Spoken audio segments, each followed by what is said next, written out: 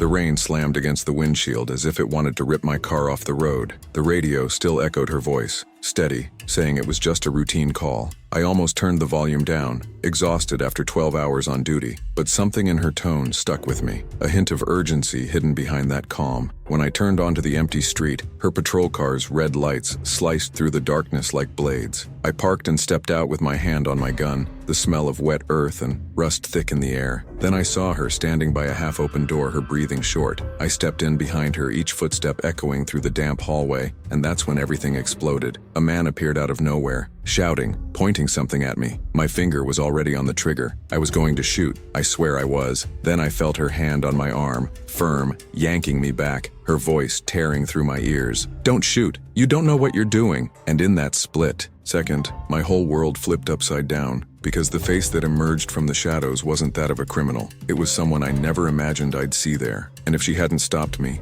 my life would have ended alongside his. My name is Jack Morrison, and on the outside I've always been the picture of the typical American cop. Spotless uniform, upright posture, steady gaze. But on the inside, that's a whole different story. I grew up in Cleveland, Ohio, in a neighborhood where sirens were as common as birdsong. My father was a truck driver, and my mother, well, she juggled 2 jobs just to keep the lights on, while I spent much of my childhood listening to neighbors screaming at night or watching patrol lights flicker through my bedroom window. I learned early that the world could be cruel, and no one would protect me except myself. I joined the police force at 22, carrying a mix of idealism and anger. I wanted to bring justice, but I also wanted to prove to myself that I wasn't that helpless kid staring out the window anymore. Early in my career, I was the kind of cop who ran toward danger without thinking twice. My fellow officers said I had hot blood, and I liked that reputation. To me, hesitation was weakness, and weakness could get you killed. But over time, I realized that rushing in carried its own weight. Every call that ended with someone on the ground left a mark. Those marks didn't show in the mirror. They appeared at night, in my nightmares. When I met Detective Sarah Collins, my partner that night, I had nearly 15 years on the street. She was my opposite. While I carried silent anger and ghosts on my back, she had a calmness that was both irritating and soothing. Sarah didn't talk much, but every word felt measured. She believed that before pulling the trigger, a cop had to see the person behind the suspect. That was always my weak spot. To me, a criminal was a criminal. If you aimed a weapon, I didn't care about your story. The truth was, I had been carrying something no one knew.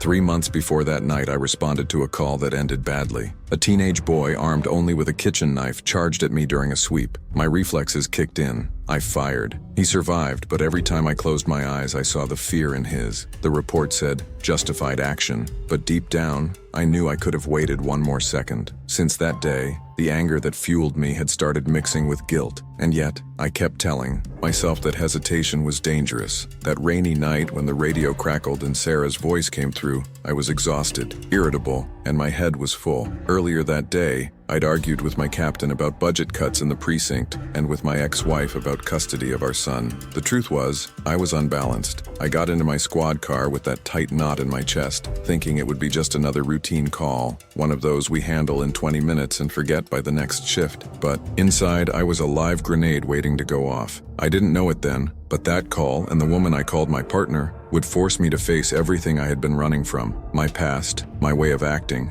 and that razor-thin line that separates justice from tragedy. The dashboard clock read 10:47 p.m. when the static on the radio shattered the quiet inside my patrol car. I was driving slowly through the wet streets, city lights reflecting in the puddles, when Sarah's voice came through, calm, steady, yet carrying that undertone I knew too well. Unit 12, this is Collins. I need backup at 115 Maple Street. Possible break-in. Looks routine, but you better come. Routine. That word echoed in my head like a promise of calm. Deep down, I hoped it was just another broken door, a smashed window, or a false alarm. One of those calls you handle quickly, write up, and forget before your coffee gets cold. But something in her tone flipped a switch in me. Sarah wasn't the kind to call for backup without a reason. I grabbed the radio and tried to keep my voice light, even though my hand was gripping the wheel tighter than I realized. This is Morrison. I'm 5 minutes out. Hang tight. As I sped up down the nearly empty avenue, that familiar cold feeling hit the pit of my stomach. The city felt frozen in time. No pedestrians, no traffic, just neon reflections trembling across wet asphalt. I passed a closed gas station and caught my reflection in the patrol car window. Tired eyes, clenched jaw. I knew I wasn't okay, but the streets didn't care. 2 minutes later, her voice came back, and this time there was a different edge to it. Not fear, but tension. The kind only seasoned cops could hear. "Jack, something's off. The back door's open, no sign of forced entry. Neighbors didn't see anything. Hurry." That was it. My instincts sharpened instantly. An open door without a break-in usually means one of two things. Either someone with a key came in, or they're still inside. I pressed harder on the gas, the engine roaring down the wet street, my heart sinking with the sound. Driving through the empty neighborhood, my mind ran its automatic pre-mission checklist. Recall last training session, mentally go over protocols, and, like always, fight back the anxiety that came before drawing my weapon. I knew hesitation could get me killed, but I also knew acting too fast could ruin my life in another way. Maple Street appeared, a row of old wooden houses lined up like ghosts of another era. Some windows were dark, some flickered faint blue with the light of late-night TVs. Then I spotted Sarah's unit across the street, red lights slicing through the wet night, painting the old facades in warning colors. I stopped behind her, killed the engine. The sudden silence after the siren was deafening. I grabbed my flashlight, stepped out into the cold air, and felt the wind cut right through my vest. The street smelled of wet earth and rust, and the only sound was rain, dripping from rooftops. I crossed to her side of the house. She stood a few feet from the back door, her eyes locked on the darkness beyond it. She gave me a single nod, our unspoken language: stay sharp. The backyard was frozen in neglect. A toppled bicycle, a rain-filled tire, a lone clothesline swaying in the wind. The door creaked, moving slightly with each gust. No TV, no dog barking,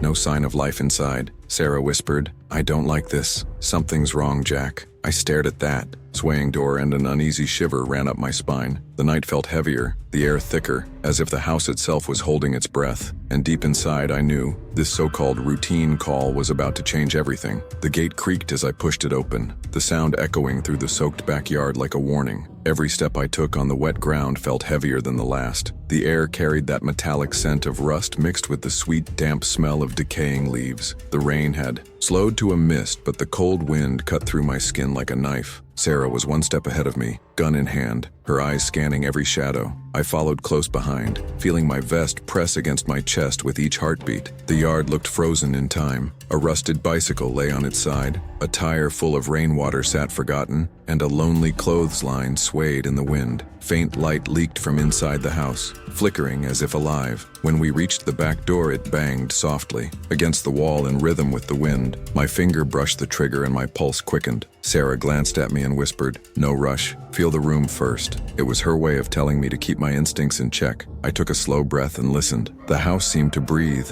Creaks from the old wooden floorboards, the drip of water from a leaky roof, but no voices, no footsteps, no sound of life. Just the kind of silence that tightens your gut. We eased the door open and stepped inside. The stench of mold and stale air hit me immediately. The kitchen was a mess. Dirty dishes piled in the sink, an empty beer bottle rolling on the floor, an old calendar on the wall with dates scratched out in red pen. Everything screamed neglect, yet it also felt recent, like someone had left in a hurry. Sarah crouched and pointed at muddy footprints on the floor. They came from the hallway and stopped right in front of us. That's when my chest tightened. "Jack, do you notice?" "Only one set of prints. They went in, but they never came out." My whole body tensed. Instinctively, my eyes searched the dark corners for movement. The narrow hallway stretched ahead, longer than it really was, each closed door like an invisible threat. I swept the flashlight across the peeling walls, catching crooked picture frames and water stains. Something on the floor caught my eye. A photo face down in the dust. I flipped it over. A smiling family. A man,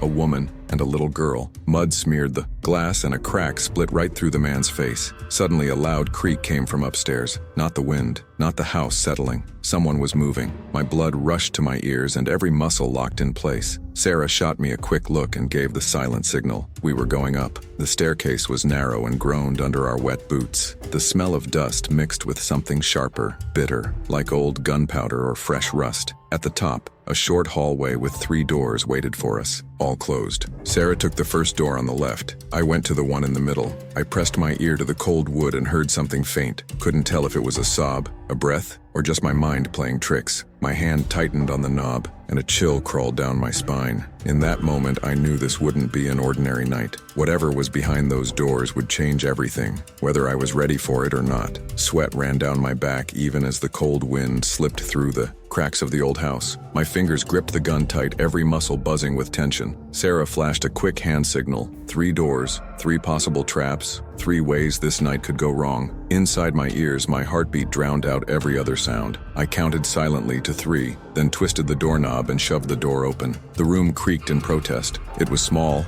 almost empty, lit only by pale moonlight slipping through a broken window. Torn curtains swayed in the breeze, throwing restless shadows across the walls. My flashlight cut through the dark. Nothing. Just a stained mattress on the floor and clothes scattered like someone left in a hurry. But the smell, that smell was wrong. Mold, sweat, and the tang of metal, sharp and sour. In the corner, I spotted fresh drag marks on the floor like something heavy had been pulled across it not long ago. A sudden crash snapped my attention to the hallway. Sarah had kicked open the first door and tripped on a fallen chair. My pulse spiked as I darted toward her, ready for anything. Before I could speak, another sound broke through the house, coming from the last door at the end of the hall. A sharp crack, like wood splintering, followed by hurried footsteps. Instinct took over. I raised my weapon and charged down the hall, adrenaline burning through my veins. Sarah was right behind me, her whisper cutting through the tension. "Easy, Jack. Don't do anything you can't take back." The door at the end was ajar. I braced, then pushed it open with my shoulder. The world slowed to a crawl. The room was bigger, but chaos ruled here too.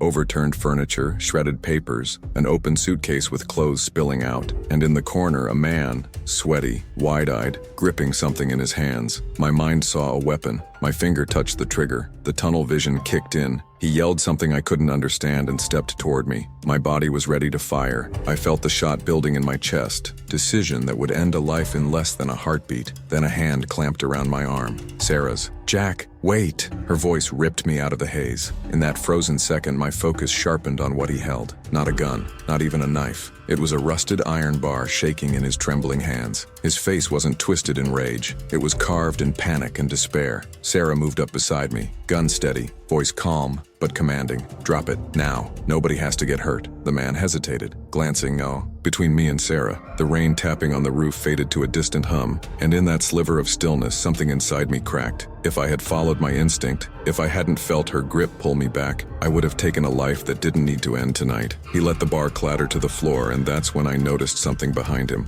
A small shadow, huddled in the corner. A child. That single detail, hidden in the gloom, changed everything. The iron bar hit the floor with a metallic clang that seemed to echo inside my chest. For a moment, nobody breathed. The house, the rain, the wind, it all disappeared. My finger was still trembling on the trigger, my heart pounding like it wanted to break out of my vest. Then I saw what had been hiding behind the man. In the corner, pressed against the wall, was a little girl, no more than 7, her wide eyes glistening with tears. Her brown hair clung to her damp face, and her thin arms wrapped tightly around her knees, as if she wished she could vanish into the darkness. She shook like someone who had already seen more fear than a lifetime should hold. My brain stalled. First, the cop in me processed the scene. Suspect, child, potential hostage. But something deeper hit me. A gut punch I couldn't ignore. She wasn't just afraid of him. She was afraid of the world, maybe even afraid of me. Sarah stepped forward, still aiming her weapon but lowering her voice to something soft, almost maternal. "Hey, it's okay.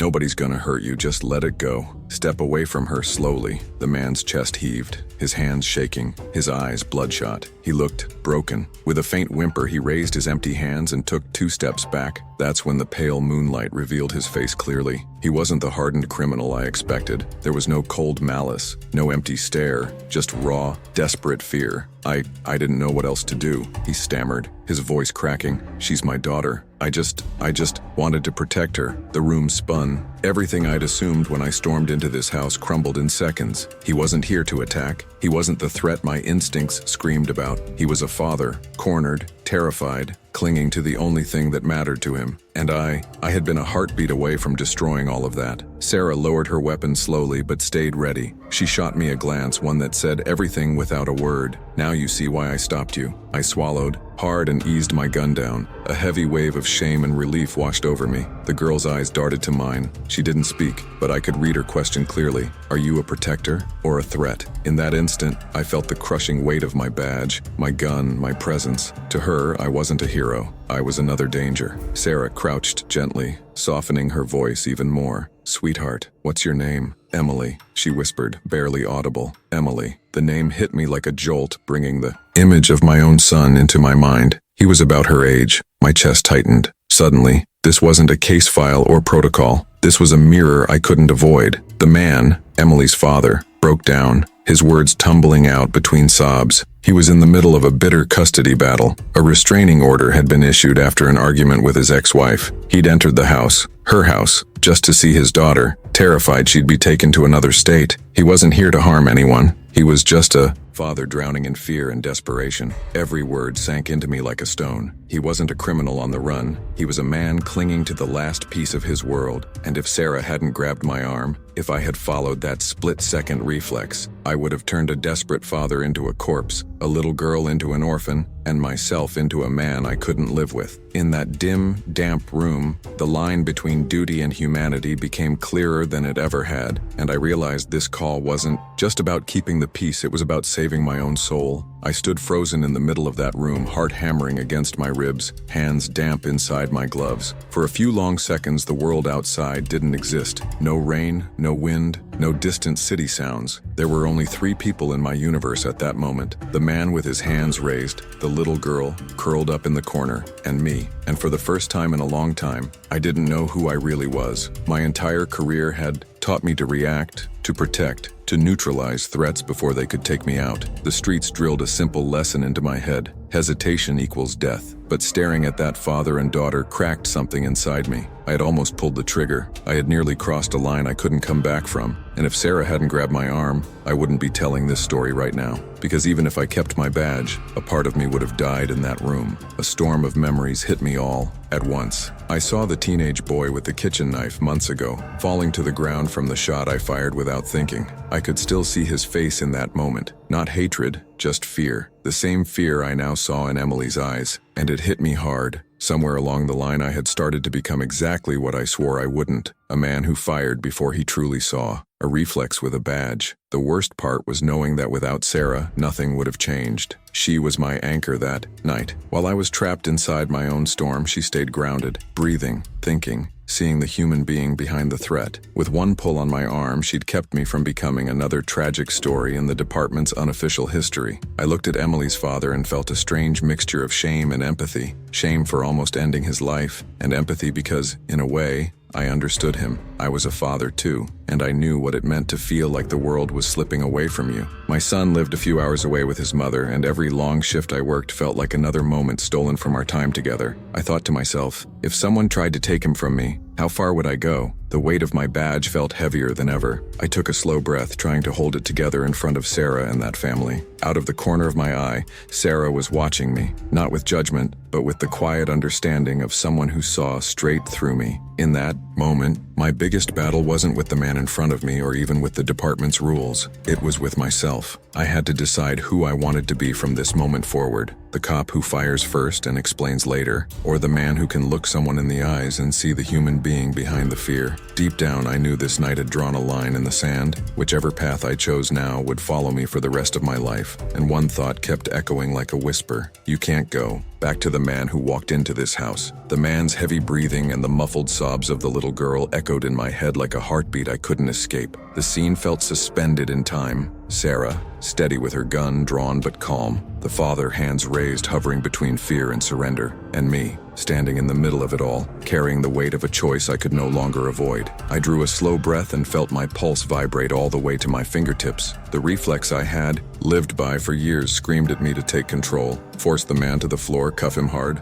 assert dominance like I always had. That was the old Jack. That was the version of me that lived on instinct, fear, and anger. But for the first time, I truly saw the cost of that reflex. Another broken life, another scar that wouldn't heal, and this time, it wouldn't just ruin him, it would ruin me. So I made my choice. I took a step closer, lowering my weapon deliberately, my voice steady and quiet. Look at me. Fighting won't help you. No one here wants to hurt you, but you've got to trust us. Do it for yourself. And for her. The man's lips trembled. His shoulders sagged under the weight of his own desperation. A single tear slipped down his cheek. I just wanted to see my little girl. I didn't want to scare anyone. I didn't know what else to do. Behind me, Sarah moved slowly, each step careful, her voice calm and warm as she added, "You've done what you came to do. Now let us handle this the right way. I knew we had to follow the law. He had broken into the property. There was a restraining order. On paper, this was a crime. But I also knew that tonight wasn't about the black and white lines of the law. It was about a choice that would define not only my career but my soul. I holstered my gun. The movement felt heavy, final. Then I crouched down to meet the little girl's eyes. Hey, sweetheart, it's okay now. Daddy's not angry, and no one here is going to hurt him.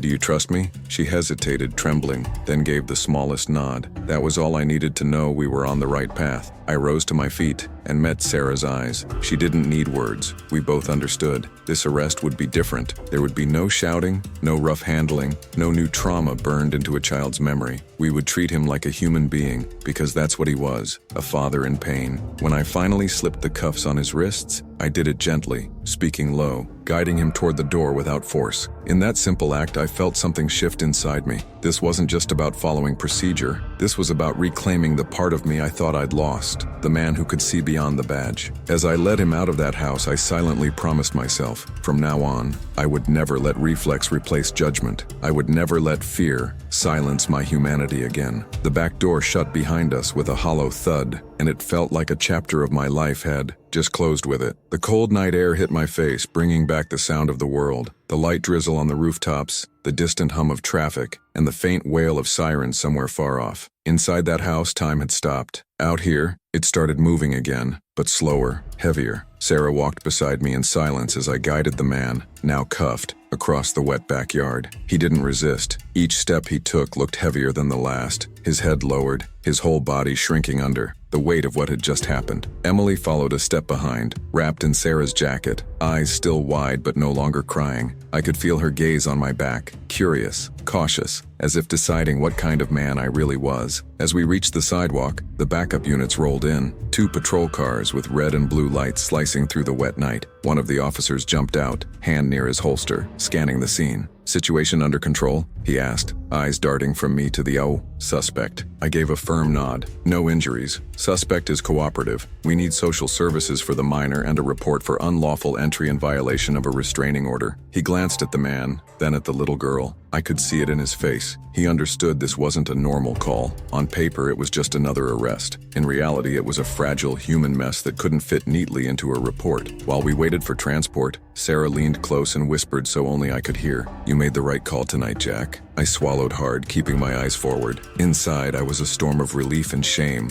Relief that I hadn't fired. Shame that I'd been a heartbeat away from it. The weight of her hand on my arm, the echo of her shout, the image of Emily. Those would stay with me long after the ink dried on the paperwork. The radio on one of the cruisers crackled with dispatch asking for an update. Sarah handled the call while I stepped a few paces away. The wet pavement reflected the patrol lights, and for a moment I saw my distorted reflection staring back. A cop in uniform, and a man who had almost lost himself to instinct. When the transport unit arrived, the father climbed into the back seat quietly. No fight, no curse words, just a long, heavy look in my direction. He didn't speak, but that glance said everything. Fear, regret, and a strange thread of gratitude that I hadn't ended his life in that upstairs room. Emily stayed with social services when they arrived a few minutes later. Sarah knelt beside her, letting the girl cling to her hand while the caseworker spoke softly. I watched from a distance, a silent witness to the kind of moment that never makes it into a report, but stays burned in your chest forever. Before we left, Sarah came over and rested a hand on my shoulder. "Are you going to write in the report that you almost pulled the trigger?" she asked with a small, knowing smile. I shook my head slowly. "No, because I didn't, but I'll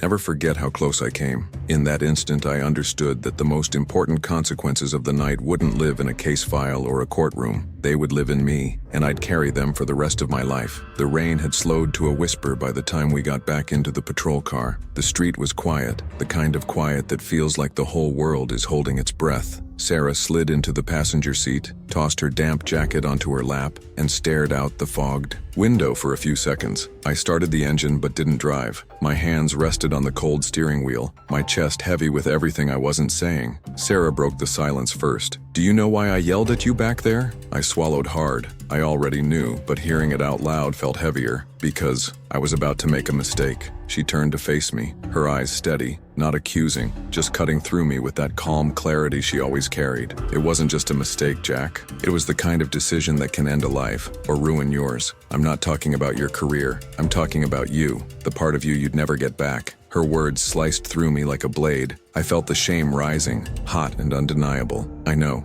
I murmured, my voice low. I was ready to shoot. I didn't even think. I just saw a shape and my body reacted. Sarah leaned her elbow against the door, watching me with that mix of patience and unspoken warning. You're a good cop, Jack, but being good isn't enough if you let your fear and anger pull the trigger before your brain does. Tonight you saw the truth. Behind every threat, there might be a story. That little girl, she'll remember us forever, and how we chose to act will decide whether she remembers a nightmare or a mercy. Her words hit harder than any reprimand. My mind flashed back to years of service, the split-second calls, the reflexes I'd trusted as survival. But deep down, I knew those reflexes had been fueled by something darker: fear of dying, fear of failing, fear of hesitating. I turned to her and asked quietly, almost to myself, "Do you know the first thing I thought when I saw that iron bar?" "What?" she asked softly. I thought, here we go again. Another one trying to take me out. Another one I have to put down. Not for a single second did I think, maybe it's just a father. Sarah didn't smile. She didn't comfort me. She just nodded slowly. That's why we ride together, Jack. I know the weight you carry. I know how close your anger and guilt live under the surface. Tonight, you listened to me. And because of that, you'll sleep differently tonight. So will that little girl. I stared at my trembling hands on the wheel. She was right. This wasn't just another call. It was a reckoning. Thank you, Sarah, I said quietly, for stopping me, for saving me from myself. She took a deep breath, turned her eyes back to the window,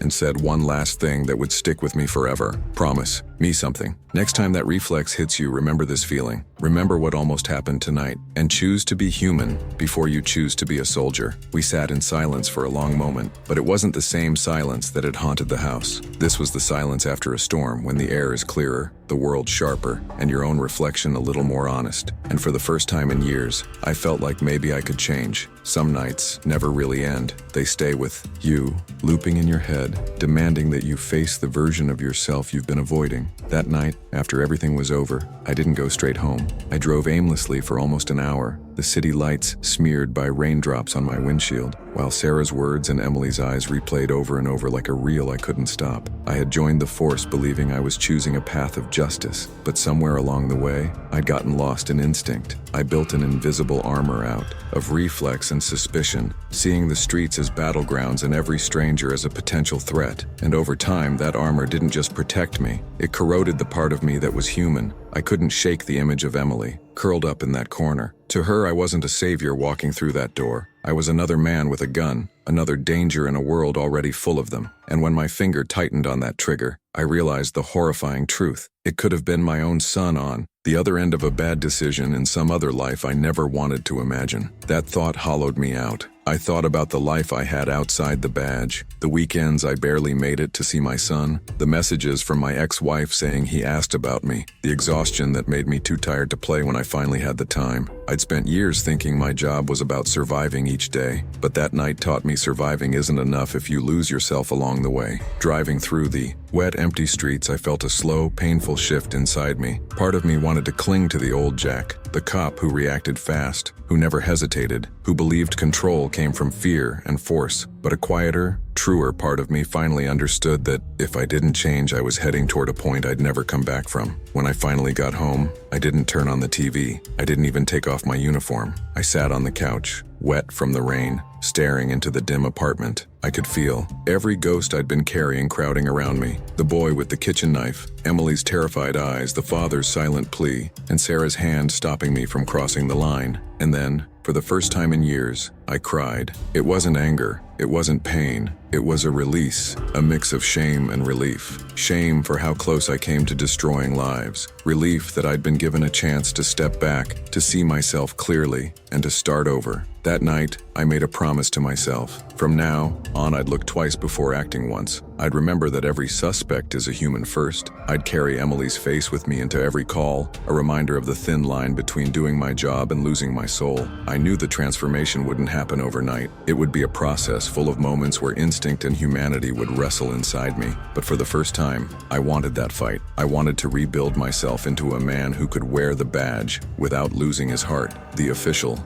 incident report was short and sterile, like they always are. Burglary, suspect detained without resistance, minor safe, no injuries. 4 simple lines that could never capture the truth of that night. On paper, it was routine. In reality, it was the night my life changed. The next morning, I went back to the precinct to wrap up the paperwork. We handed the suspect over to custody, and social services took charge of Emily until the family court could sort things out. Her mother arrived later. That night, tired, teary-eyed, a storm of relief and fear on her face. She clutched Emily to her chest like she might never let go again. From across the room, I watched silently. It wasn't my moment to step in, it was theirs. Sarah, as always, handled the follow-up with a precision that reminded me why she was my partner. She documented everything: the scene, the evidence, the emotional state of the child, the suspect's statements. But even as we filled in the forms, I knew the most important parts of that night could never be typed into a box on a screen. When I sat down to write the narrative portion of the report, I hesitated. I wrote what protocol demanded: time of call, observations at the scene, footprints, open door, suspect located, child secured, arrest made. But every line carried a hidden weight, a story that lived between the words. Because the real conclusion of that incident wasn't in the report, it was inside me. When I handed it to the captain, he skimmed it, nodded once and said, "Good work, Morrison. No injuries. Clean resolution. That's how I like it." I forced a small smile. Clean. That word hit me differently now. Clean didn't just mean no blood on the floor. It meant Sarah had saved me from staining my conscience forever. Before leaving the station, I walked past the room where Emily sat with the social worker. She was holding an old doll, quiet, but her eyes followed me. When our gazes met, she gave me a tiny wave. No words, just a simple, fragile gesture. Maybe forgiveness, maybe just goodbye. I raised my hand back, swallowed the lump in my throat, and walked out. Outside, the rain had finally stopped. The streets glistened under the morning sun, the smell of wet earth thick in the air. I paused by my patrol car and caught my reflection in the window. For the first time, I didn't just see a cop in a uniform. I saw a man who had come to the edge of losing himself and got a second chance. The incident was officially closed, but its lesson would stay with me for the rest of my life. Some nights never really end. They live inside you, etched into your memory like invisible scars, whispering reminders of who you are and who you almost became. That night, in that forgotten house on Maple Street, was my turning point. When I close my eyes, I can still see Emily curled up in the corner of that room, her eyes wide with a mix of fear and innocence. I can still feel Sarah's hand gripping my arm, pulling me back from the edge, stopping me from crossing a line I could never uncross. 1 second more and I would have shattered 3 lives: the father's, the daughter's, and my own. I had walked into that call as just another worn-down cop, fueled by reflex, anger, and ghosts from the past. I walked out as something different, a man forced to face the truth that my badge didn't make me infallible. It didn't give me the right to forget that every suspect is a human being first. I learned that real courage isn't pulling the trigger. It's hesitating when every instinct screams to act. It's listening to that voice, sometimes your own, sometimes a partner's, that says there's another way. Courage is fighting your own demons before you fight the world's. Sarah taught me something that night no academy or street ever could. Sometimes, the greatest act of heroism is restraint. It's the moment you choose to see the father behind the threat, the fear behind the anger, the human behind the danger. When I think about how close I came to making a permanent mistake, a cold shiver runs down my spine.